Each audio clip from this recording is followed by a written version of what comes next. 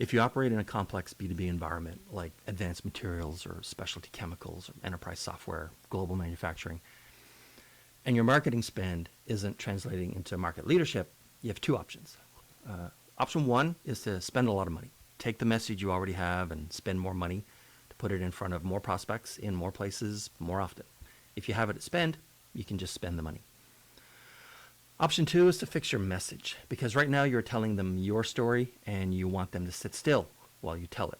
It's a lot easier and cheaper and faster to tell them their story with you in it and make it memorable so they don't need 20 exposures before they call you. They need 7 or 3 or 1.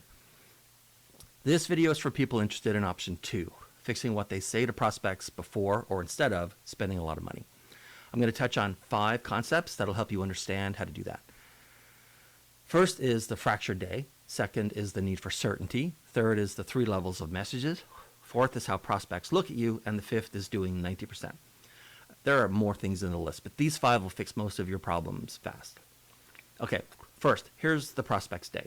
The higher up they are, the more fractured their day gets. They're constantly firefighting. They're dealing with supply chain delays or labor shortages or threats to production quotas or timelines.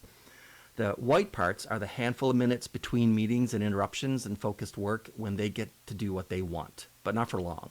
They can grab coffee, they can eat, they can even go to the bathroom.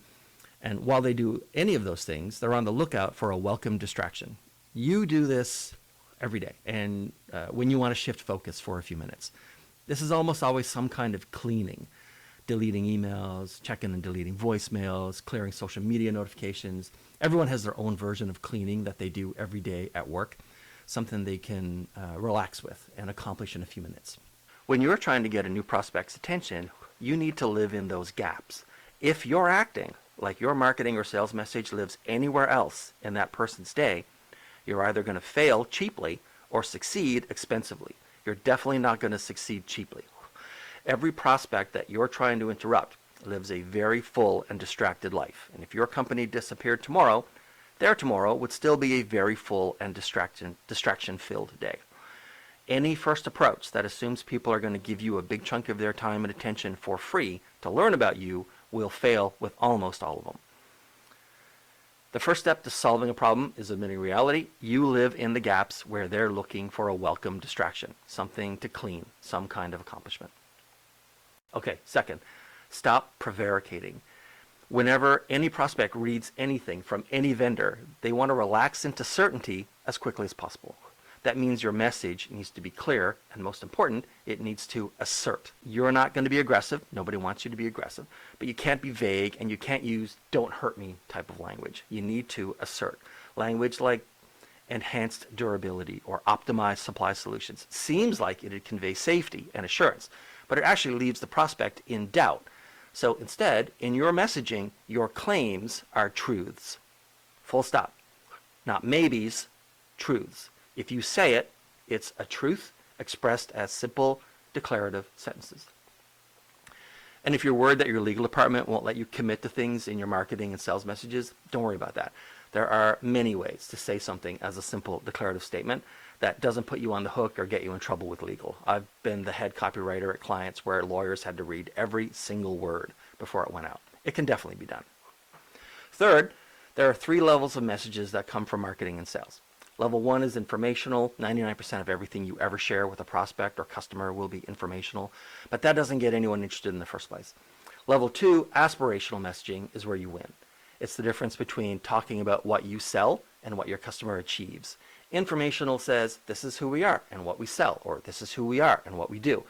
Aspirational flips it around, talks to the reader or listener or viewer, and says, you could be better or different. Your company could be better. Your company could be different. Here's an example. Level 1 informational says, we manufacture high-performance interlayer films for automotive glass. Level 2, aspirational, says, you can design the quietest cabin in the EV segment. It's not about the film you sell, it's about the car they're building. Aspirational means them achieving operational excellence or getting a competitive edge in their market. Transformational, by the way, is the 3rd level. You're not going to use transformational. It's very rare in B2B, and it always seems fake when companies try to use it. The underlying message in transformational is you could be new. That's just not a message you see in B2B very often. Another way to think about informational and aspirational is that every early message has to contain hope, and then as the reader moves down through the funnel, there's less and less hope in your message and more information. There shouldn't be dry data in the first few moments of your first contact with a prospect. On the other hand, there shouldn't be any hope on a spec sheet or a price list. At the bottom of the funnel, you're beyond the need to make claims. In case you were wondering about the whole hope thing and how it fits into B2B marketing, there's a permanent need to be professional in B2B messaging, and the amount of emotion that needs to be part of a B2B message is a lot lower than what you'd see in B2C, but the amount of emotion is lower, not zero. It's never zero at the top of the funnel. The fourth concept is how prospects categorize you. Whatever you put in front of them instantly gets sorted into one of four categories: urgent, different, postponable, and junk. Urgent is very difficult to achieve with messaging at the top of a B2B funnel. Postponable means that they see it's going to require focused attention, so they mark it back as unread in their inbox. You've done this. And then they move on. Junk is exactly what you think it is. And different is where you're going to spend most of your time. When it comes to early approach messaging, the good news is almost none of your competitors bother to be different. They're all talking about themselves 24/7. The bad news is that it takes work to construct a message that's going to pop out to a prospect at a company somewhere. But if you want to succeed cheaply, different is your category. And different can be as simple as talking about a bottleneck the prospect didn't think was solvable. If you're the only vendor talking to them about something, then you're different. And finally, fifth, you know that you need to live in those little gaps inside someone's busy day. You know you have to use assertive language, be aspirational, and you know you need to be different.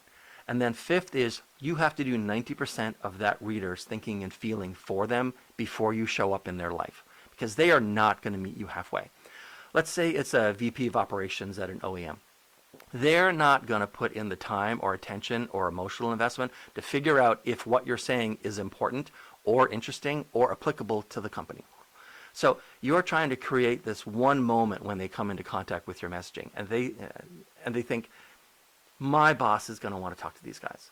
And then they project forward mentally and imagine the conversation with their boss or the team or a committee or procurement. Everybody has to give in somebody.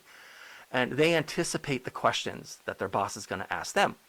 If, before they get to that stage of mentally projecting, they have to do half of the work of understanding if your product is applicable to their problem or their company, you're spending the time they would use to help sell you inside their company to make them do work for you that you could have done for them. They need to feel safe that they can vouch for you to their boss. So you have to do 100% of your communication work and 90% of their comprehension work, so that they'll do the remaining 10% and then some of their boss's comprehension work. And that's how it goes. Actually, you know what? Let's do a sixth one. It's called worst day ever. Assume the person you're trying to interrupt is having their worst day ever. For them, it's not just a busy inbox, it's a production line shutdown or a material failure or a quality control breach. If you create a message that still cuts through that kind of noise, you'll win. Okay, so create your messaging with those 6 things in mind, and you'll start seeing improvements. And if you want to spend a lot of money later, go for it, because when you do, you'll already have a message that works. I hope this helps you.